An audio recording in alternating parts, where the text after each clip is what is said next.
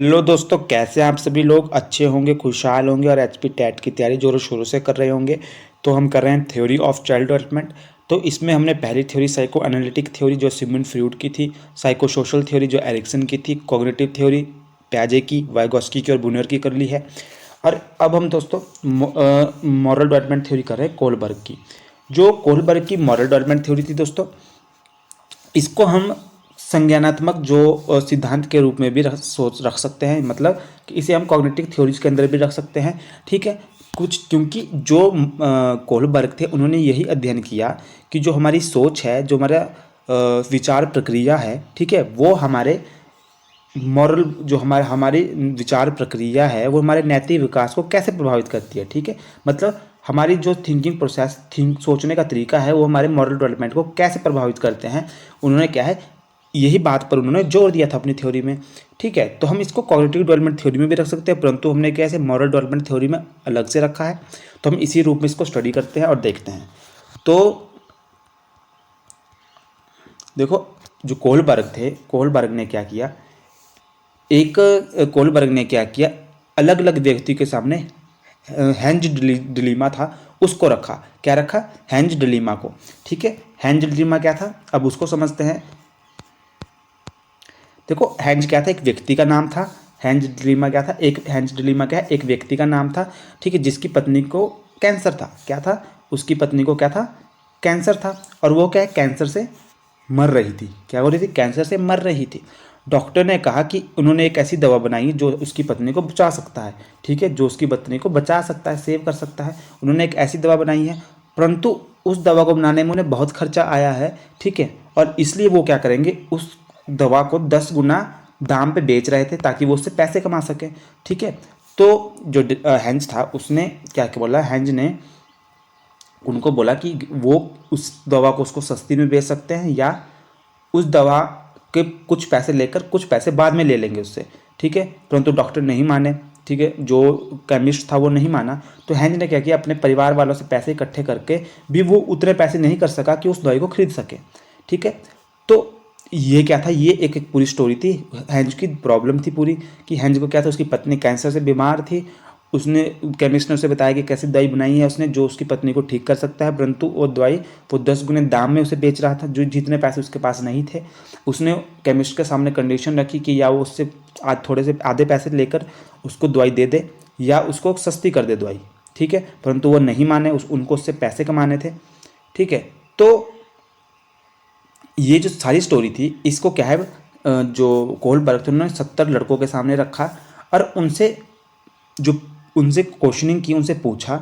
ठीक है, कि इस कंडीशन में आप क्या करते थे और आपकी क्या रीजनिंग है इस कंडीशन में। ठीक है, तो कोलबर्ग ने नैतिक विकास के उन्होंने क्या बोला, इस सिद्धांत के साथ आने के लिए उनकी प्रतिक्रिया का अध्ययन किया। ठीक है, उन्होंने क्या किया, जो 70 बच्चे थे, ठीक है, उनके जो निर्णय थे, ठीक है, जो उनके जो निर्णय थे, वो उनको उस पर दिलचस्पी नहीं थी कि वो चोरी करते या नहीं करते। जो बच्चे थे उस कंडीशन में चोरी करते या नहीं करते, उनका क्या है, उनका उस पर जोर नहीं था। उनका जोर था उनके थिंकिंग प्रोसेस पे, कि वो कैसे सोच रहे हैं और किस तरीके से अपनी बातों को रख रहे हैं, कि वो क्यों, उसका रीज़न क्या दे रहे हैं। तो डिलेमा जो था वो सेवरल क्वेश्चन थे उसमें, जैसे कि should hedge steel the medicine, क्या हैंज को मेडिसिन चोरी करनी चाहिए। ठीक है, जो बच्चों से क्वेश्चन थी, वाई और वाई नॉट, और अगर करनी चाहिए तो क्यों, और अगर नहीं करनी चाहिए तो क्यों नहीं। Why would you do in hedge situation, what would you do in hedge situation, अगर आप हैंज के जगह में होते तो आप क्या करते। ठीक है, तो ये कुछ उन्होंने क्वेश्चन रखे। ठीक है, 70 बच्चों के सामने, और उनकी प्रतिक्रिया का विश्लेषण किया। जिन्होंने उनको प्रतिक्रिया दी उनका विश्लेषण किया। कोलबर्ग को इस बात पे दिलचस्पी नहीं रखते थे कि लड़कों ने कार्रवाई को सही या गलत किया।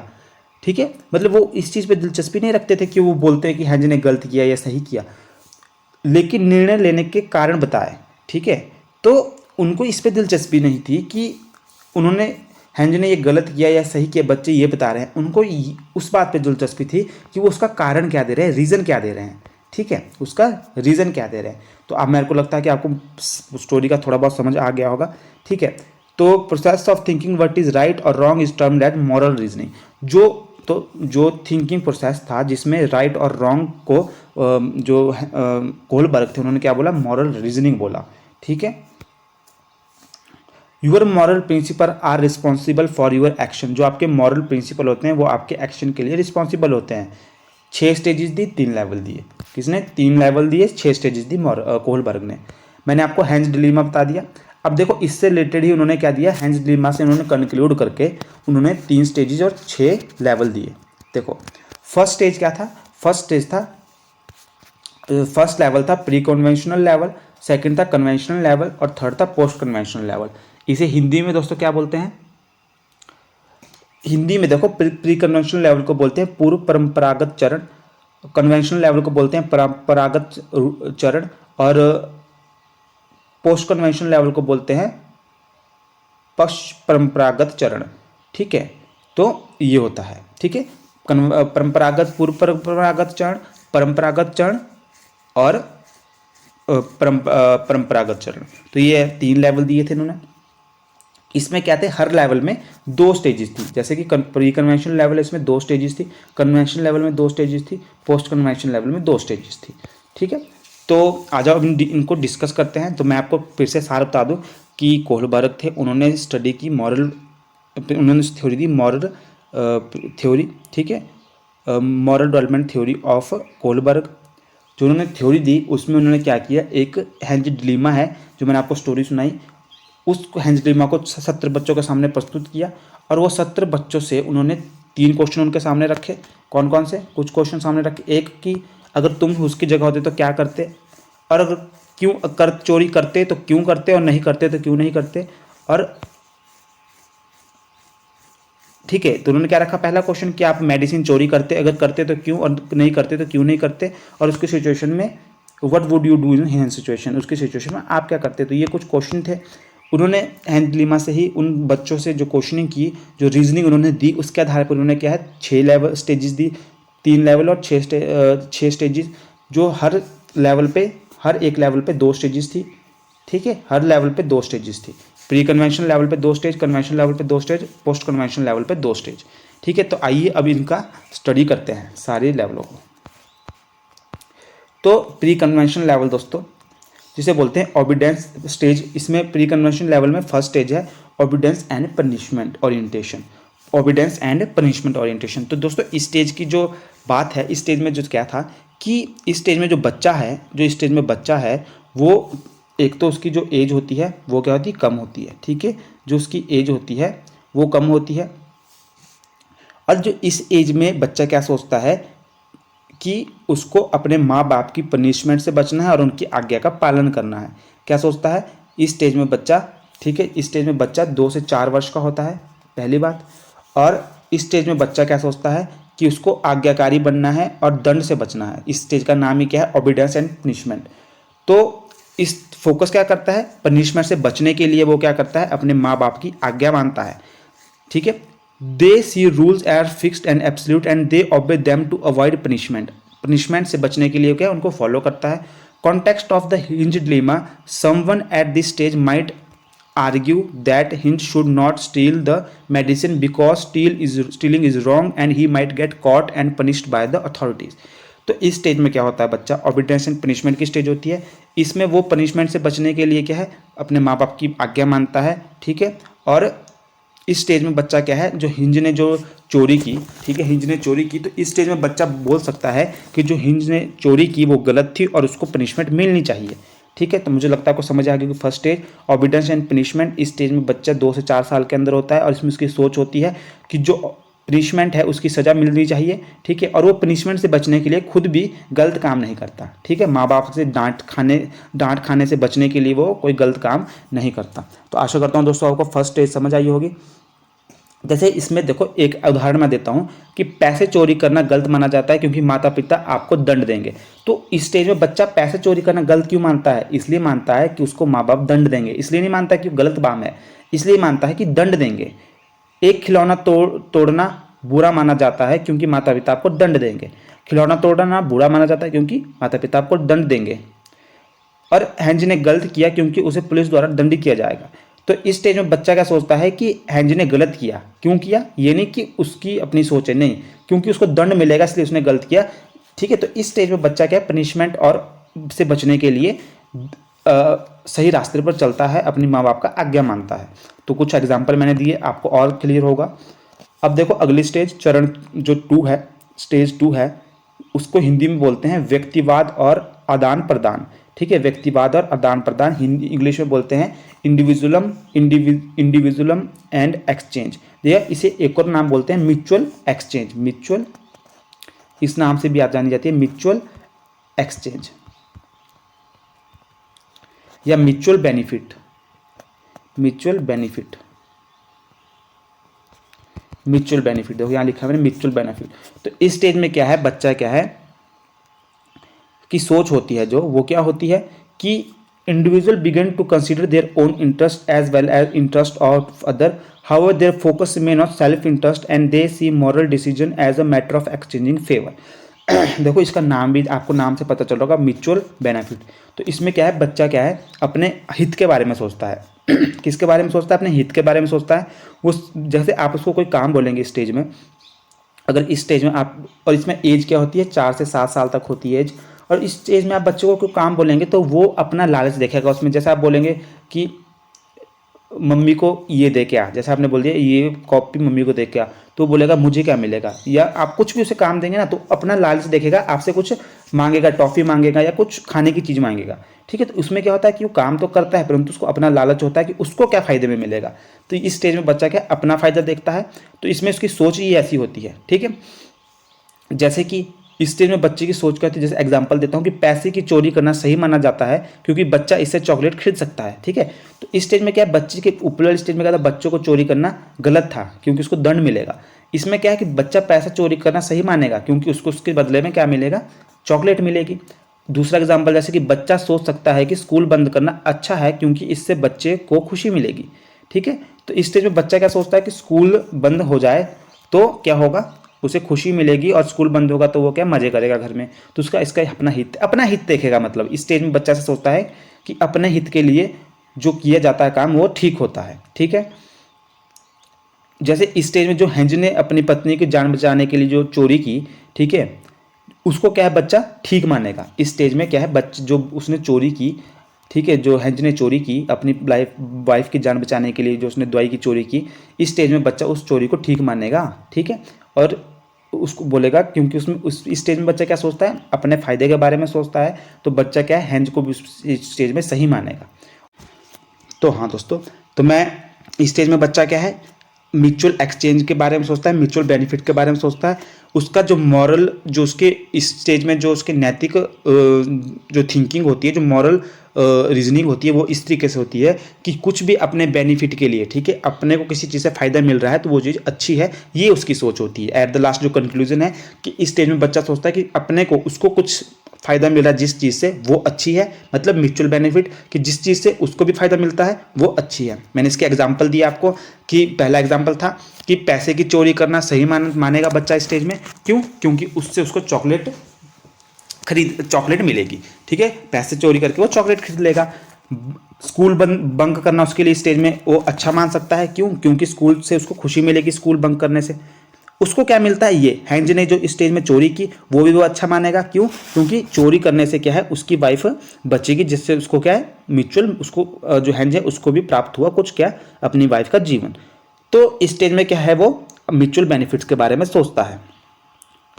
अगला जाते हैं लेवल 2। Level 2 conventional level. ठीक है, और स्टेज 3 और 4 होगी इसमें। स्टेज 3 क्या है, गुड इंटरपर्सनल रिलेशन। ठीक है, और इसको क्या बोलते हैं, गुड गर्ल गुड बॉय भी बोलते हैं। ठीक है, इस स्टेज को क्या बोलते हैं, गुड गर्ल और गुड बॉय भी इस स्टेज को बोलते हैं। हिंदी में बोलते हैं इसे अच्छे पारंपरिक संबंध। ठीक है, अच्छे पारंपरिक संबंध, अच्छी लड़की और अच्छा लड़का, अच्छी लड़की और अच्छा लड़का भी स्टेज में इसको बोलते हैं। ठीक है, तो इस स्टेज में क्या होता है, इस स्टेज में बच्चा, the individual child think that if someone result is good relationship with friend family local area then it's morally right. The child thinks someone is good or bad depending upon the view of social group around him. This stage is also referred to as the good boy good girl. The stage is 8 to 10 year. ठीक है, तो stage में देखो दोस्तों क्या होता है कि बच्चा जो है उसकी सोच होती है कि अगर किसी चीज़ के परिणाम स्वरूप दोस्त स्थानीय क्षेत्र के लोग अच्छे संबंध बनते हैं तो ये नैतिक रूप से सही है। तो इस स्टेज में बच्चा क्या सोचता है कि जो अगर उसे देखो किसी चीज़ में प्रेज़ किया जा रहा है तो वो चीज़ अच्छी है। अगर उसे किसी चीज़ में प्रेज़ किया जा रहा है, अगर वो उसके शाबाशी मिल रही है उसके सोशल ग्रुप से, उसे आसपास के लोगों से, तो जो चीज़ सोशल जो आसपास के लोग हैं जो चीज़ उसे अच्छा मान रहे हैं, जो उसको शाबाशी दे रहे हैं, तो उसके लिए वो चीज़ अच्छी है। ठीक है, जो सोशल सोसाइटी है उसके आसपास की फैमिली है, फ्रेंड है, जो चीज़ उस जो लोग वो लोग जो जिस चीज़ को अच्छा मान रहे हैं, इस चीज़ में बच्चे के लिए भी वो चीज़ अच्छी है। ठीक है, तो ऐसी बात है। तो इस स्टेज में बच्चा क्या गुड बॉय की तरह, गुड बॉय और गुड गर्ल बनना रहना चाहता है कि उसे शाबाशी मिलती रहे अपने पेरेंट्स से, ठीक है, और अपने आसपास की सोसाइटी से। तो इसलिए इस स्टेज का नाम है गुड गर्ल गुड बॉय। ठीक है, और इस स्टेज में बच्चा आसपास के लोगों से अच्छे रिलेशन रखने की कोशिश करता है। प्रेज जितना उसे प्रेज किया जाता है उतना वो खुश होता है। ये होती है 8 से 10 साल की एज। देखो इसके एग्जाम्पल मैं आपको दे सकता हूँ कि आप मान लीजिए कि आपके मित्र आपके पास पिता के पैसे चुराने के लिए कहते हैं। ठीक है, तो क्या है इस स्टेज में क्या है कि अगर आपको क्या है पैसे चुराने के लिए कह रहे हैं, आप जैसे कि बच्चा है, ठीक है, आप मतलब बच्चा, अगर बच्चे को पैसे चुराने के लिए स्टेज में बोला जा रहा है उसके फ्रेंड के द्वारा, ठीक है, तो वो क्या है वो चोरी नहीं करेगा। क्यों? क्योंकि उसको पता है कि उसके पेरेंट्स की नज़रों में ये चीज़ गलत है और वो अपने पेरेंट्स की नज़रों में गुड रहना चाहता है, गुड बॉय रहना चाहता है, गुड गर्ल रहना चाहती है, इसलिए वो इस काम को अगर उसकी मॉरल रीजनिंग के हिसाब से ये काम गलत है। ठीक है, इस स्टेज में जो ऊपरी स्टेज में जो स्कूल बंक करना उसके लिए अच्छा था, इस स्टेज में स्कूल बंक करना उसके लिए गलत है, क्योंकि उसको पता है कि उसके पेरेंट्स उसकी सोसाइटी इस चीज़ को गलत मानती है, तो उसको गुड गर्ल और गुड बॉय उनकी नज़रों में रहना है, तो वो भी इस काम को गलत मानेगा। तो ये कुछ बातें हैं।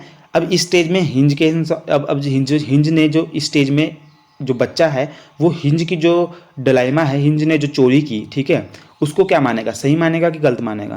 इस स्टेज में वो अपने सोसाइटी को देखता है, अगर उसके अधिकांश लोग उसके आसपास के उस चीज़ को सही मानते हैं तो बच्चा भी सही मानेगा, अगर गलत मानते हैं तो बच्चा भी गलत मानेगा।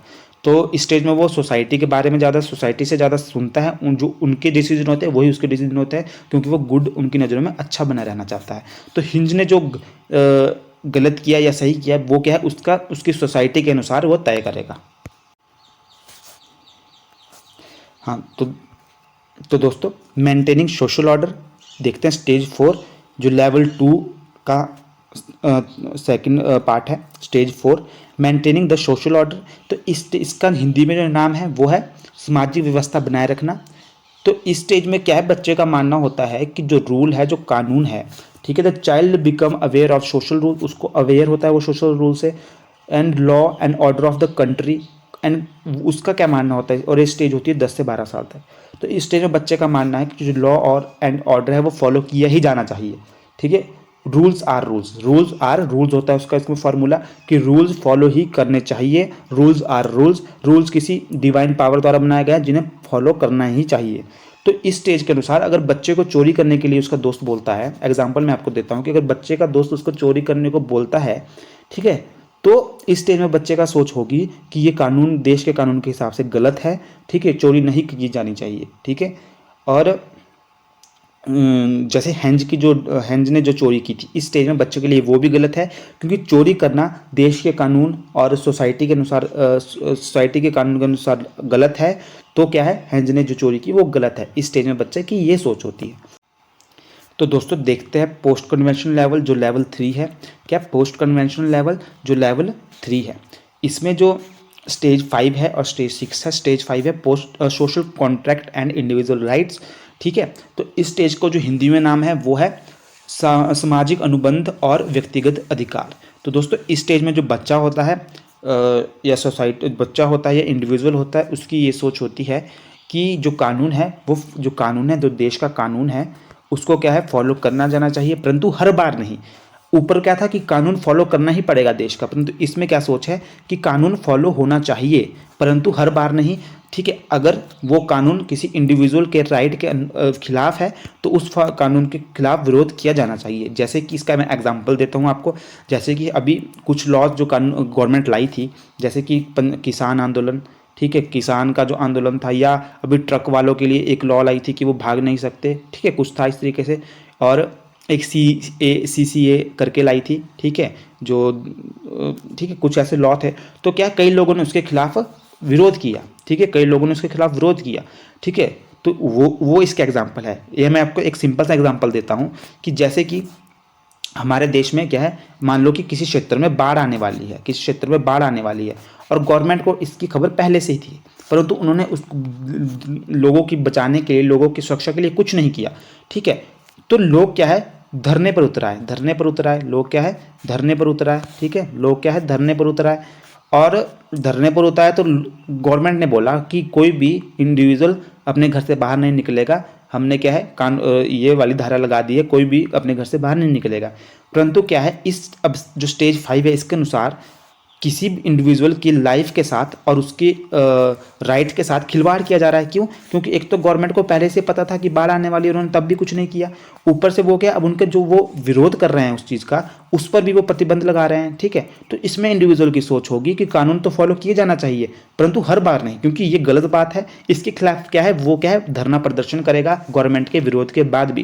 तो इस स्टेज में क्या है, इस स्टेज में वो सारी, इस स्टेज में बच्चे के लिए क्या है, यही सोच होती है कि चीज़ें, कानून तो फॉलो होना चाहिए, परंतु हर बार नहीं, जब कुछ गलत हो रहा है तो उसके खिलाफ आवाज़ उठानी चाहिए, ठीक है। तो ये होती है स्टेज 5, जिसका नाम मैंने आपको क्या बताया था, social contract and individual right. की social contract and individual right की किसी का भी राइट दबना नहीं चाहिए। अगर गवर्नमेंट भी कुछ गलत करे तो उनके खिलाफ भी आवाज़ उठानी चाहिए। और ये स्टेज होती है 13 से 18। और इसी स्टेज में ज़्यादातर जो हम किशोरावस्था वाली स्टेज भी यही है, और इसमें बच्चा क्या है, सबसे ज़्यादा आक्रोश में रहता है, सबसे ज़्यादा एनर्जीफुल होता है, ठीक है। तो इस स्टेज के अनुसार जो गलत, अगर गवर्नमेंट भी कुछ गलत कर रही है तो उसके खिलाफ भी आवाज़ उठानी चाहिए, और रूल्स के खिलाफ भी आवाज़ उठानी चाहिए। कोई गलत रूल बन रहा है देश में तो उसके खिलाफ भी आवाज़ उठानी चाहिए, ठीक है। तो आशा करता हूँ आपको समझ आया होगा। और हेंज की जो सिचुएशन थी, हेंज ने सही किया, क्योंकि जीवन चोरी के विरुद्ध नियमों से अधिक महत्वपूर्ण है, ठीक है।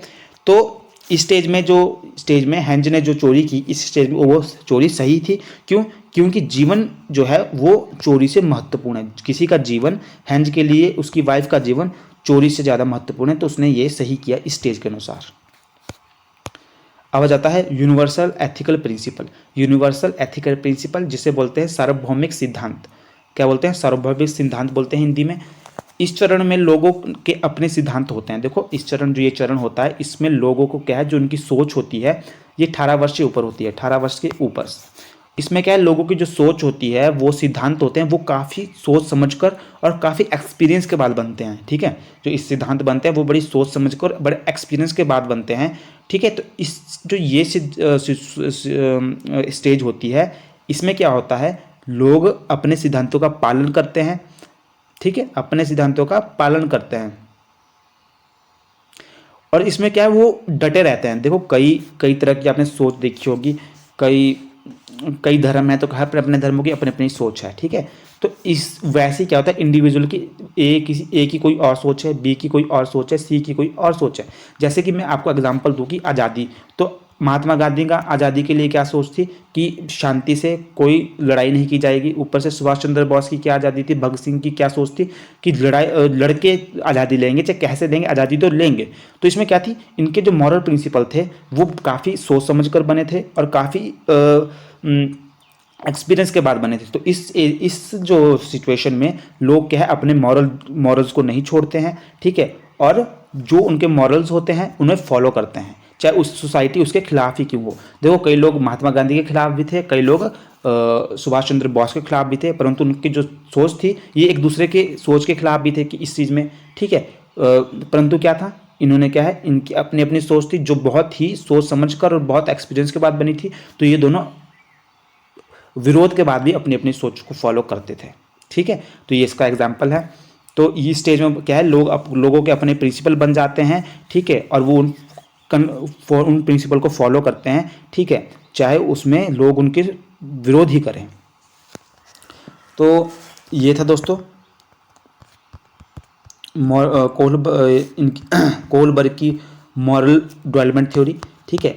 और इसमें देखो इंपॉर्टेंट क्या है, पहली बात तो इंपॉर्टेंट इसमें यह है कि कितनी स्टेजेस है, कितने लेवल है। पहला क्वेश्चन तो आता है तो इससे ही आ जाता है।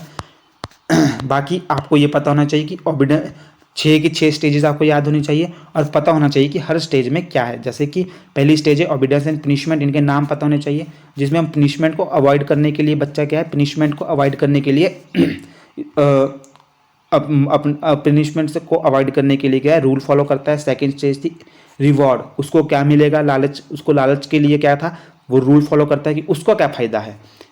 Stage 3 good boy good girl, उन लोगों की नज़रों में अच्छा बने रहना चाहता है। स्टेज 4 लॉ एंड ऑर्डर के लिए उसकी लॉयल्टी होती है कि law rules are rules, rules बने हैं तो वो फॉलो करने पड़ेंगे। फिफ्थ स्टेज, इसमें क्या है, इसमें वो फ्लेक्सिबल हो जाता है, उसका मानना है कि अगर कुछ किसी इंडिविजुअल के राइट के साथ दबाए जा रहे हैं, ठीक है, या कुछ गलत हो रहा है तो उसके खिलाफ आवाज़ उठानी है। यूनिवर्सल प्रिंसिपल, इसमें क्या है इस स्टेज में अपने लोगों के जो प्रिंसिपल है वो काफ़ी एक्सपीरियंस और काफ़ी सोच समझ कर बनते हैं, तो वो उसे फॉलो करते हैं चाहे उसका विरोध ही हो रहा हो। ठीक है, तो ये आपको 6 स्टेज पता होने चाहिए, इनके नाम भी पता होने चाहिए। मैंने कईयों के नाम बताए, जैसे कि obedience and punishment, individualism and exchange, तो इसका दूसरा नाम क्या है म्यूचुअल एक्सचेंज, म्यूचुअल बेनिफिट या म्यूचुअल एक्सचेंज है। गुड इंटरपर्सनल रिलेशनशिप, ठीक है, इसका नाम क्या है गुड बॉय गुड गर्ल है एक नाम इसका। मेंटेनिंग सोशल ऑर्डर, तो इसमें क्या है रूल्स आर रूल्स, ठीक है, तो rules are rules. Social contract and individual right, और ये क्या था यूनिवर्सल एथिकल प्रिंसिपल। तो इसमें जो इनका था विरोध भी हुआ था, इनका विरोध ये हुआ था कि इन्होंने 72 के 72 लड़कों को लिया था इसमें, ठीक है, और एक ही क्षेत्र के लड़कों को लिया था, ठीक है। इसमें इनका विरोध हुआ कि कई बार कल्चरल डिफरेंस आता है कि किसी देश भारत देश के लोग हैं वो अलग तरीके से सोच सकते हैं, अमेरिका का लोग किसी सिचुएशन में अलग तरीके से सोच सकता है, ठीक है। तो ये बोल रहे थे कि ये एक तो ये किसी एक देश में ही हुआ, इसलिए क्या है इसका कल्चर इफेक्ट इसमें बहुत है, और इसमें एक है कि इसमें बॉयज़ को लिया गया लड़कियों को क्यों नहीं लिया गया, तो इसके काफ़ी इसका विरोध भी हुआ था, ठीक है दोस्तों। तो दोस्तों देखते हैं इसी से रिलेटेड क्वेश्चन है the morality of self accepted principal was propounded bye, किसने दिया था मोरालिटी प्रिंसिपल, सेल्फ एक्सेप्टेड स्वयं स्वीकृति सिद्धांत का नैतिकता किसके द्वारा प्रतिपादित किया गया था, प्याजे, फ्रूड, एरिक्सन, कोहलबर्ग, तो इसका आंसर होगा दोस्तों कोहलबर्ग। अगला question, according to Kohlberg teacher can instill moral values in children by, Kohlberg के अनुसार एक अध्यापक बच्चे के मन में नैतिक मूल्य बिठा सकता है, इसके लिए उसे क्या करना पड़ेगा, गिविंग इंपॉर्टेंस और religious teaching, lying clear rules of behaviour, क्या है लेइंग व्यवहार करने के नियम स्पष्ट कर देना, involving them in discussion on moral values, giving strict instruction on how to behave, व्यवहार किस प्रकार से करना चाहिए उस पर अनुदेश देना चाहिए। तो दोस्तों देखो उसे क्या करना चाहिए, उनको discussion, involve them in discussion on moral value, तो उसको डिस्कशन के लिए प्रेरित करना चाहिए बच्चों को, ऑप्शन सी। अगला, Kohlberg theory of moral development suggests that the moral reasoning is based on the physical consequence of action in its earlier stage, developed through a series of linear predictable stages, is innate and does not change with age of experience, it is unrelated to cognitive development। तो देखो जो प्याजे ने बोला था moral development theory, उसने क्या दी थी stages में दी थी, ठीक है, development through a series of linear and predictable stages, option 2। Both Kohlberg and dash have give theory of moral development, किस किसने दी थी, तो दोस्तों लेवोयस्की, ब्रूनर, तो किसने दी थी दोस्तों प्याजे ने दी थी, सी ऑप्शन इसका आंसर है। एक्चुअल में जो प्याजे ने से ही इंस्पायर होकर कोहलबर्ग ने अपनी थ्योरी दी थी, सेम नहीं थी, बहुत डिफरेंस था, परंतु प्याजे की थ्योरी से कोई क्वेश्चन आज तक नहीं आया है तो मैंने वो नहीं कराई, तो प्याजे से थ्योरी से इंस्पायर होकर कोहलबर्ग ने अपनी थ्योरी दी थी। अकॉर्डिंग टू लॉरेंस प्याजे की मॉरल डेवलपमेंट की अलग थ्योरी है, प्याजे की जो कॉग्निटिव डेवलपमेंट की थ्योरी अलग है और मॉरल डेवलपमेंट की अलग है, ठीक है। According to Kohlberg a stage of moral development during which people behave according to social norm, तो सोशल नॉर्म के बारे में किस स्टेज में सोचता है, ठीक है, तो आपको पता है कि फर्स्ट जो प्री कन्वेंशनल लेवल होता है उसमें तो सोसाइटी का कहीं रोल नहीं आता, ठीक है, जो कन्वेंशनल लेवल होता है उसमें क्या है वो सोसाइटी के बारे में ज़्यादा सोचता है, सोशल ऑर्डर को फॉलो करता है, तो कन्वेंशनल लेवल इसका आंसर होगा। Which of the following stage is not proposed by Lawrence Kohlberg theory of moral development, कौन से उसने नहीं प्रपोज की है, conventional stage, unconventional stage, post conventional stage, तो अनकन्वेंशनल स्टेज कोई स्टेज नहीं थी, प्री कन्वेंशनल थी, कन्वेंशनल थी और पोस्ट कन्वेंशनल थी। अगला, in Kohlberg moral development theory stage 3 at level 2 conventional morality is referred to, तो स्टेज 3 में क्या नाम था उस स्टेज का, the obedience and punishment orientation, good boy good girl orientation, law and order orientation, social contract and individual orientation. तो इसका answer आप खुद दोगे, इसका आंसर आप खुद दोगे। तो दोस्तों कैसी लगी वीडियो जरूर बताएं, अच्छी लगी तो लाइक कीजिए, शेयर कीजिए, सब्सक्राइब कीजिए। आप सब्सक्राइब नहीं करें हमारे चैनल को, प्लीज़ दोस्तों हमें सब्सक्राइब कीजिए, 500 सब्सक्राइबर तक हमें ले जाइए। मिलते हैं अगली वीडियो में, धन्यवाद दोस्तों।